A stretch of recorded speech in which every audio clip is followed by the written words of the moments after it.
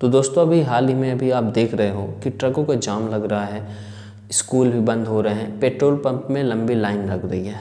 और आखिरकार ये हिट एंड रन कानून है क्या? तो चलिए सबसे पहले हम समझते हैं कि आखिरकार ये हिट एंड रन कानून है क्या। तो देखो, ये जो हिट एंड रन कानून है, इसके तहत अभी संसद में हाल ही में ये कानून पास हुआ है।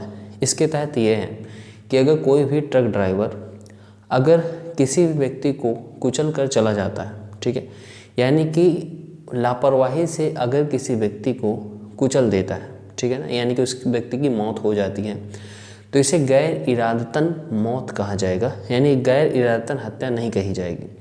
लेकिन इसके तहत 5 साल की सज़ा ड्राइवर को भुगतना पड़ेगा। लेकिन अगर ट्रक ड्राइवर किसी व्यक्ति को कुचलकर उस जगह से फरार हो जाता है, तो इस स्थिति में उस ड्राइवर को 10 साल की सज़ा और 7 लाख रुपए जुर्माना का प्रावधान है। उसे 7 लाख रुपए जुर्माना और 10 साल की सज़ा भुगतनी पड़ेगी। लेकिन अगर उस ट्रक ड्राइवर ने किसी व्यक्ति को अगर कुचला है और उसको हॉस्पिटल भी लेके गया है, तो इस कंडीशन में उस ट्रक ड्राइवर की सज़ा में और जुर्माना में कुछ रियायत मिल सकती है।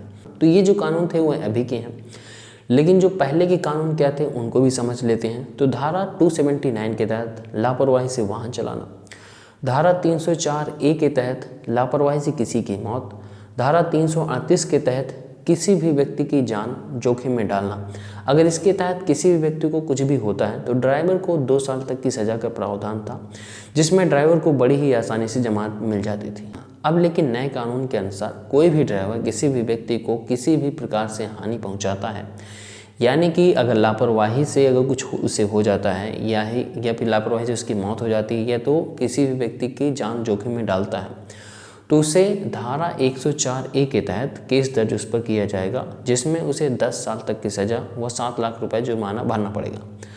ये तो था आपका कानून, और पुराना कानून भी हमने आपको बताया। अब लेकिन ये ड्राइवर हड़ताल क्यों कर रहे हैं? तो ड्राइवरों की मांग यह है कि अगर लापरवाही से या फिर किसी भी परिस्थिति में अगर कुछ भी हादसा हो जाता है, तो ये जो मांग है, यानी कि जो 7 लाख रुपए का जुर्माना है, वो बहुत ज़्यादा है। क्योंकि अगर ऐसा होगा तो हम कुछ भी नहीं कर पाएंगे, यानी कि इतनी तो हमारी कमाई भी नहीं होती है। और अगर हम ट्रक मालिक जो होते हैं वो अपने हाथ खड़े कर देते हैं, तो इसकी वजह से ये सभी हड़तालें चल रही हैं, ट्रक जाम चल रहे हैं, यानी कि रास्ता जाम चल रहा है, ट्रक चलना बंद हो गए हैं। और ये जो ड्राइवरी की हड़ताल है, तो उसका जो नेतृत्व कर रही है, तो उसको all India motor transport Congress द्वारा किया जा रहा है, यानी कि AIMC द्वारा इस हड़ताल का नेतृत्व किया जा रहा है।